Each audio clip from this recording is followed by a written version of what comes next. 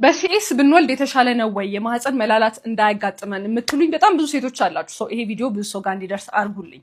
መረዳት ያለባችሁ ነገር ሰውነታችሁ በሲኤስ ውለዱ በምጥ ውለዱ ለይቶ አያውቅም። ስለዚህ እርግዝና መጨረሻ አካባቢ ሰውነታችሁ ለምጥ መዘጋጀቱ አይቀርም። ድሮፕ የምንለው ነገር ይፈጠራል። ማለትም ማህፀን ጽንሱ ወደ መውጫው ይጠጋል።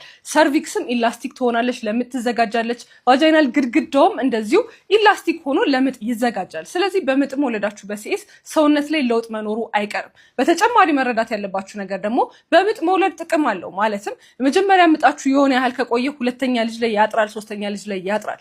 ይሄ ኢላስቲሲቲ በግንኙነት ሰዓት ፍሪክሽኑ ምናምን መቀነሱ ለምጥ ጥቅም አለው። ስለዚህ በወለዳችሁ ቁጥር ኬግል ኤክሰርሳይዝ በደንብ ስሩ።